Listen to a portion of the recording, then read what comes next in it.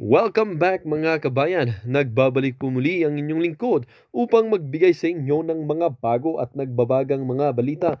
Tila ba naging mainit na usapin ang isyong ito sa mundo ng social media?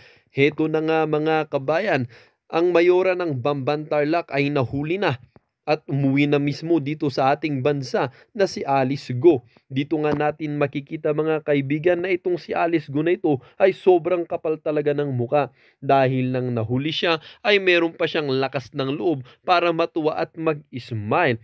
Dito nga natin makikita na itong mayor na ito na Incheck National ay sobrang talaga ng kapalmoks. Ito namang si DILG Secretary Benhur Abalos at pati na rin tong si General Marbil ay tila ba parang nakakita ng artista kung makausap or kung nung nakita itong si Alice Go na ito. Dito nga natin makikita mga kaibigan na itong dalawang ito ay muli-muling nakatanggap ng milyon-milyon dito sa Chinese National na mayora ng Tarlac na ito. At dito nga natin makikita mga kaibigan na halatang merong special treatment na naman magagawa dito kay Alice Go. Dito nga natin makikita mga kaibigan na kahit sino ka pa, kahit gaano pa kataas ang iyong posisyon, at kahit pa ipaglaban mo ang batas or nasa gobyerno ka, pakitaan ka lang ng salapi ay makakalimutan mo na ang iyong responsibilidad bilang isang mambabatas or bilang isang alagad ng batas. Well, para nga sa buong impormasyon ay panoorin na lamang ang buong video. At kung bago ka pa lamang sa ating channel ay huwag kakalimutang mag-subscribe, pindutin ang notification bell at piliin ang all upang laging maging updated sa mga bago at nagbabagang mga balita. At sa mga solid viewers naman natin dyan, maraming salamat naman po sa patuloy na pagtangkilik sa ating channel. Tuloy-tuloy lang po ang laban para sa katotohanan at para na rin sa kinabukasan ng ating pinakamamahal na bansang Pilipinas. Huwag din pong kakalimutang mag-iwan ng like at i-share ang ating mga videos. Maraming salamat po!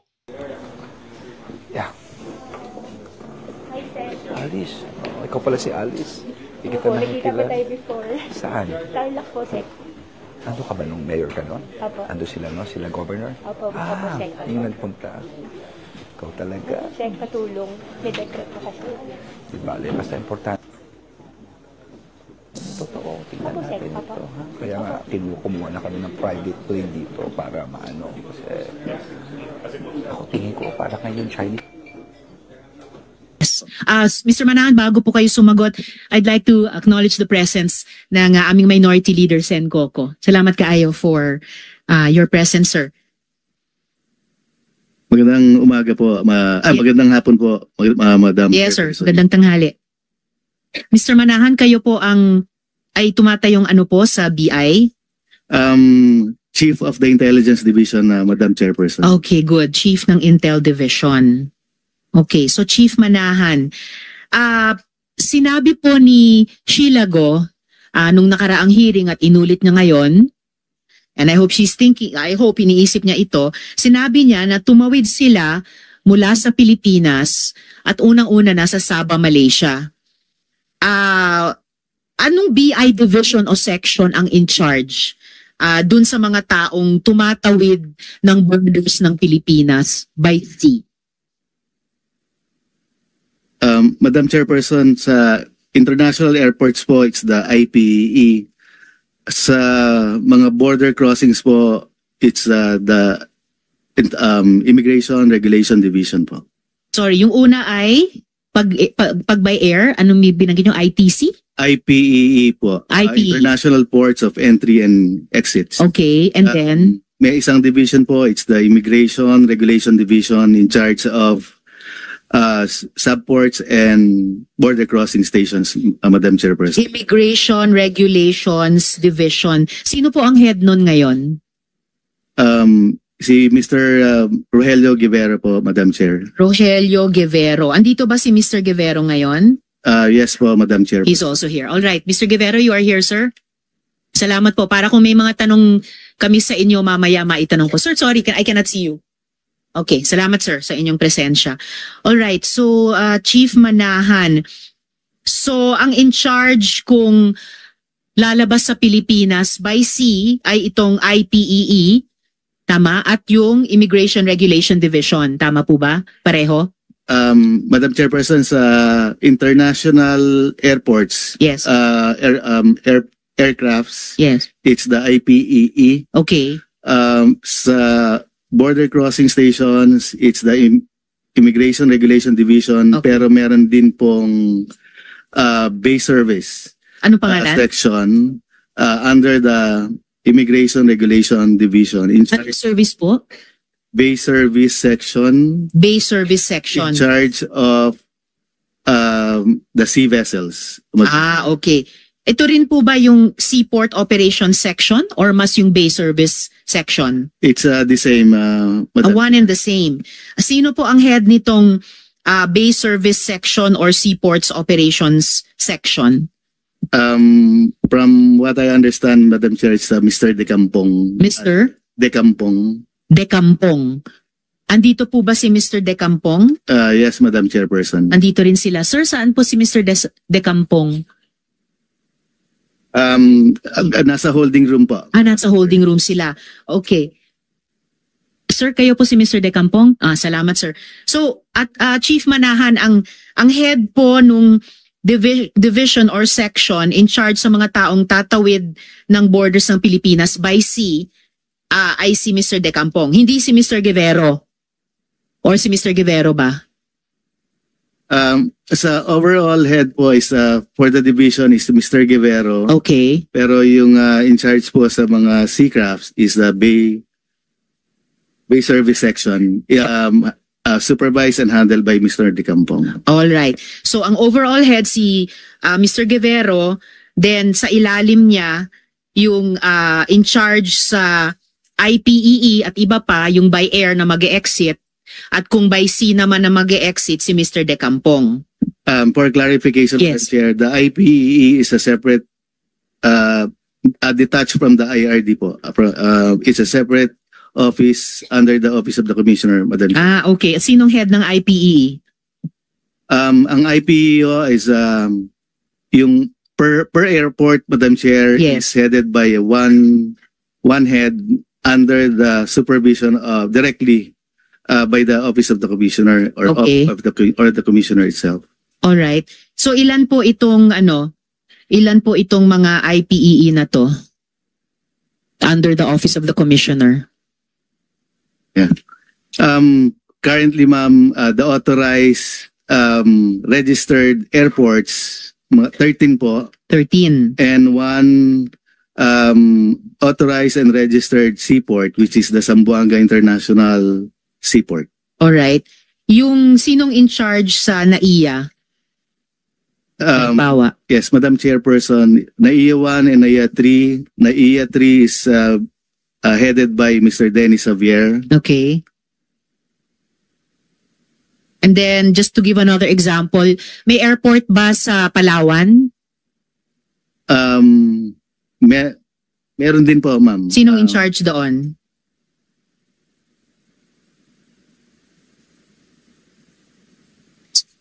Before you answer, Mr. Manahan, I'd like to acknowledge the presence of Majority Leader Sen. Francis. Salamat po sa inyong pagdalo. Yes, Madam Chairperson, the head of Palawan International Airport is Marilu Lepon. Lepon? Yes, Madam. Lepon. Yes, Madam Chair. All right. Okay, ngayon, kung totoo yung kwento ni Miss Sheila na by sea sila tumakas ni Alice Go, ano po yung ginawa ng BI sana para mapigilan yung pag-alis nila? Because the Bureau was certainly not unaware na pinaghahanap sila. In fact, si Miss Sheila inilagay nyo nga sa ILBO, yung Immigration Lookout Bulletin Order. So aside from issuing that order, ano pa po ang ginawa ng BI para masiguro na they would stay in the country at haharap sa warrant ng Senado? Madam Chairperson, on top of the Immigration Lookout Bulletin orders and the alert list orders in place against the Guo family or the Guo siblings, may mga series din po tayo ng mga manhunts joined by other law enforcement agencies and intelligence communities. In fact, last July 19, magkakasama po kami ng other law enforcement agencies and intelligence and units of the AFP sa La Union. Pero too sad, Madam Chair, wala pong presence of any of the Guo siblings, particularly Alice Guo. There was another manhunt operation conducted last August 4 sa Zambales, pero it was only a semblance of Alice Guo sa Zambales Resort. So Yung Emon Pulo na pinag-uusapan natin kanina. yes, Madam Chairperson, we were able, my agents were able to talk to the lady caretaker. Nakausap nila yung front desk officer ng Emon And- Pulo. And based on the report, it's really a semblance of Alice Guo. Mhm. But no Alice Guo was found on the site. Or natanong ba ng agents nyo yung mga kapitbahay na resort kung merong Alice Guo and party na nandun sa kanila around that time? Actually, Madam Chair, yung hawak po namin is only a mission order. So it's a target specific, so we didn't bother to check or ask other neighboring houses or establishments, Madam All Chair. right, Mr. Manahan. Before I proceed, one related question from the minority leader. Take advantage ko lang, Madam Chair, thank you, kasi we are fast-tracking your immigration bill. Okay? An instruction ng Presidente.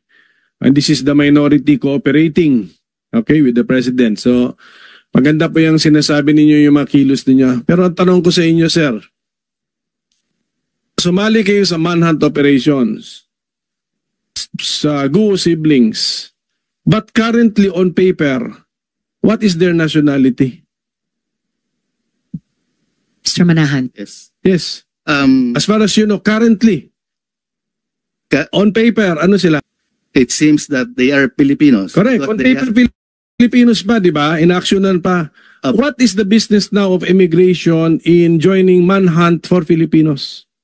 Madam, Your Honor, we during the first part of the hearings, we submitted a paper from the commissioner to the committee, a Chinese name, Guo Haping, to unmask the Chinese identity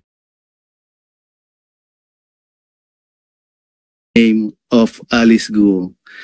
With that name, may basis na po ang Bureau of Immigration to serve a mission order against Alice Guo for misrepresentation and for assuming as a fake Filipino, Mr. Chair, Your Honor. Okay, so sa mata ninyo, you were looking for a anong pangalan niya? Guo Haping. Guo Haping. Okay. That is the foreigner that you were looking for. Yes, Your Honor. Okay, not the Alice Guo. Alice Guo on paper, Filipino eh. And natandaan nyo kasi nga ako, the Philippines is also a member of international treaties that we do not set aside lightly citizenship because we do not promote statelessness eh. We do not just simply say na you're not a Filipino, we believe you're not a Filipino. So, ito pong ating experience itong kilos ng Bureau of Immigration, I'm taking note of it because we are really working on your updated immigration law. Doon lang ako nag-alala kasi baka yung in the manhunt operations, although sinabi mo, ginastify mo because you're looking for a foreigner named Guo Haping. Okay, and you are not looking for the Filipinos na Guo.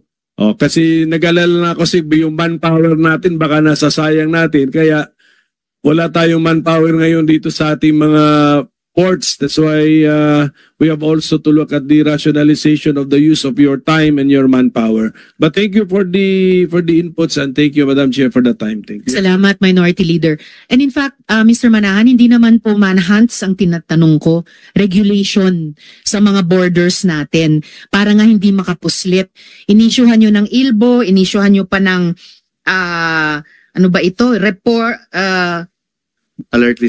list order.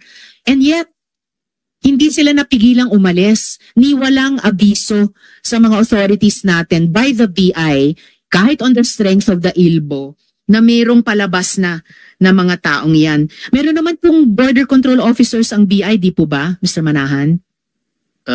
Yes, Madam Chairperson. But You do. for clarification lang, Madam Chair. Yes. Based on the records of BI, there's no Alice Go or Go Hopping or any person of interest of goals na nag-depart po based on the records of the Bureau of Immigration, Madam. I understand, Mr. Manahan, but talagang hiya at nakakalungkot, higit pa sa hiya, na yung mga taong pinaghahanap natin for months, for weeks, nahanap sa labas ng bansa natin within weeks kumpara sa months natin, or within days kumpara sa weeks natin. Kahit pa mukhang sa mga newspaper photos, medyo nag-iba na yung muka nung pangunahing pinaghahabol. So, bilang Pilipino, katrabaho ninyo sa gobyerno, nakakadismaya po talaga. Besides, pangalan lang ba yung inasahan ninyo? May nakabantay ba sa mga mukha nila? During those days of the manhunt, sa actual regulation sa borders, meron bang nagbabantay sa mga muka ni na Alice Go and party on the part of BI? Mr. Manahan? Yes, Madam Chairperson, very familiar naman po and very popular yung name. Sobra. The face of Go Hopping or Alice Go. We can assure you, Madam Chair, na pag dumaan po siya sa aming ports of entry and exits, we will definitely intercept, not only because of the lookout bulletin, unless meron pong compromise. Yes, exactly, sir, Mr. Manahan. Official. Opo, kasi you could assure us now, and in the previous hearing ng Committee on Women naman, inassure ng BI noon kami ni SP Pro Temp, Sen Jinggoy, na hindi makakatakas si Alice Guo. Yung pala at that point in time, nakatakas na siya. So, it's either dumaan sila doon, pero hindi talaga pinigilan, compromised as you yourself said, or may ibang ruta siyang dinaanan, or may ibang rutang binuksan para sa kanila. What special instructions, if any, ay ibinigay nyo sa mga border control officers nyo para pigilan sina Alice Go and party makatakas? Halimbawa, by sea, may binigay ba kayong particular instructions doon?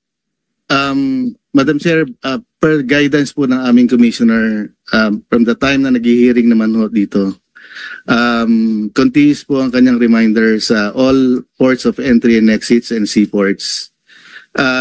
Sa Intelligence Division din naman ho, discreetly, actively coordinating po kami sa other law enforcement agencies, participating sa mga activities and manhunts. Well, in fact, Madam Chair, yung successful recovery po ni Cassandra Ong and Sheila Guo, it was mainly and purely an initiative of the BI Commissioner. A letter signed by him August 19, I think, and sent to the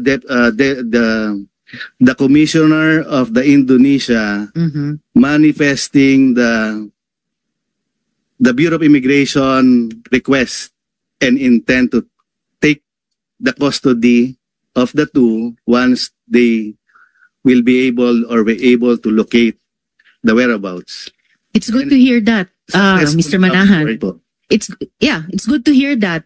Kung kahit na nakatakas na sila sa atin, nakapaghabol ang BI in coordination with the Commissioner of Indonesia. Meron akong And itatanong. Madam Chair, Yes, Mr. Manahan. yung Indonesia at that time, wala po silang holdings because of the active Philippine passports not cancelled. So ang kailangan lang po nila is one document coming from the Philippines, which is the BI Commissioner was able to send it directly to the Indonesian Commissioner, Bureau of Immigration Commissioner of Indonesia. So with that document, nagkaroon po sila ng holdings and instantly issued a removal order turning over the two to the Bureau of Immigration po. Well, that's good, sir. Pero ang tagal na rin po ng August 19. And yung binanggit nyo kaninang coordination among the law enforcement agencies, malamang yun yung isang importanteng tutumbukin naming recommendation sa committee report ng aming subcommittee, which is chaired, the committee, mother committee is chaired by Sen Coco Pimentel. Dahil bakit parang up to a certain point in time compartmentalized kayo? Nakapag-coordinate ang BI sa Commissioner ng Indonesia pero parang hindi namin maramdaman na nagkaroon ng maaga at effective na coordination among our Philippine law enforcement agencies. May some kind of compartmentalization ba na nangyari? Baka yung isang magiging rekomendasyon namin ay at a certain threshold na kumikilos na hindi isa, hindi dalawa, kundi lahat ng tatlong separate and co-equal branches of government. May warrant na ang Senado, may investigations ang executive. Kung umaksyon na rin ang judiciary, dapat at a certain threshold may bitawan na yung compartmentalization at magkaroon ng coordination para hindi kailangan pa sa labas ng Pilipinas mapigilan o ma-apprehend yung mga tumakas na. Mr. Manahan. Fully agree, Mr. Madam Chairperson. What is that, sir? Fully agree. Yes. Yes. Kasi talagang grabe yung reputational cost sa BI at sa ibang law enforcement agencies natin sa nangyayaring ito. The BI Border Control and Intelligence Unit, or BICU, is tasked to perform intelligence and counterintelligence duties to strengthen the operational capability of all international ports of entry and exit, yung IPEE na sinabi nyo kanina. The BICU is a border control component that supports and assists those IPEEs in the provision of security and escort to transit or transfer or intercept travelers in general, turnover of persons of interest to appropriate law enforcement agencies or facilities, pati inadmissible aliens, and other concerns requiring traveler restraint, investigation, temporary safekeeping, and other security matters. So, napakahalaga at sensitive po ng trabaho ng BICU. Would you agree, Mr. Manahan? Yes, I agree po, Madam Chairperson. All right. And currently, sir, the BICU is headed by Acting Chief Vincent Brian Alias. Is this correct? Yes, Madam Chairperson, Head Brian Alias. All right. In 2022, the Office of the Ombudsman found Mr. Alias, quote, administratively liable for grave misconduct and conduct prejudicial to the best interest of the service, close quote. He was dismissed from service. Then, in relation to his involvement in the Pastilla scam, extortion scheme, there are also graft cases filed against him in the Sandigan Bayan. So, paano po nangyari na ginawa pa siyang head ng BICU? Would you know, Mr. Manahan? Paano pa po nangyari yun? Madam Chairperson, sorry, I'm not very particular with the case. Hindi kaya ito ay punot dulo ng problemang iniimbestiga namin at dapat niyong ayusin sa side ng executive. Nasa dinami-dami ng mga Pilipino na pwedeng gumanap na mga tungkulin ng BI at ng mga sensitibong parte niya tulad ng BICU, ang pina-in-charge pa sa borders natin na isang tao na inakusahan ng korupsyon. Couldn't the BI have done better, Mr. Manahan?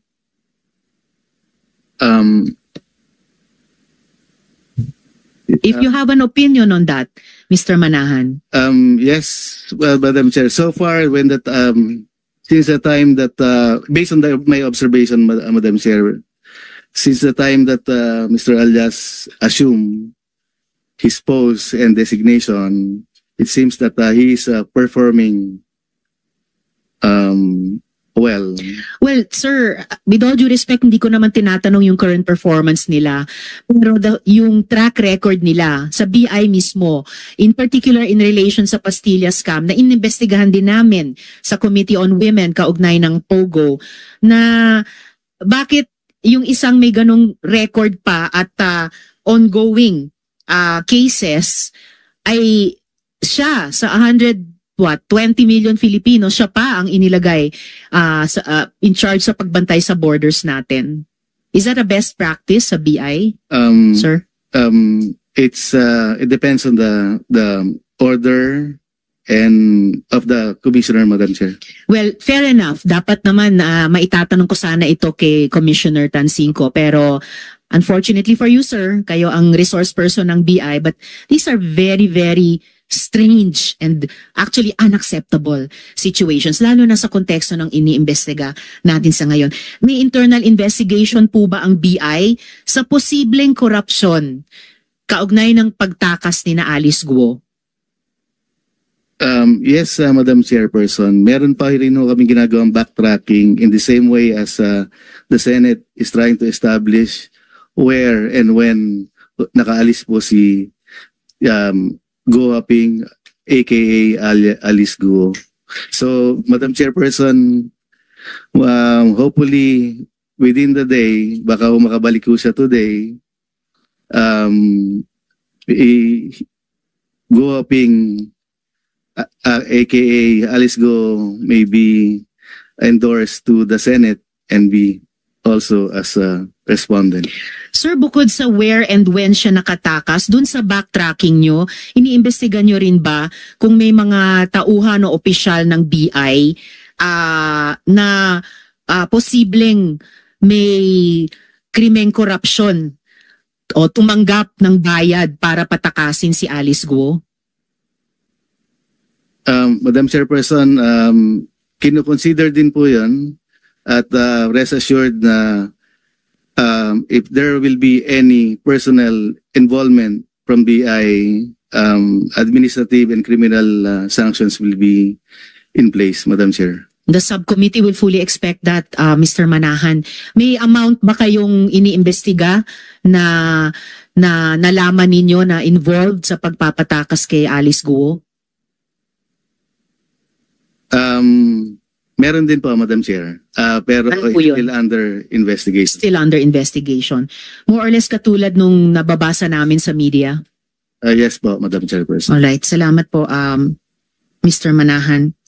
Andito po ba ang kaap? Yes, Madam Chair. Attorney Buenaventura, Yes, if ma'am. I read this correctly. Sir, na-review na po ba ng kaap yung passenger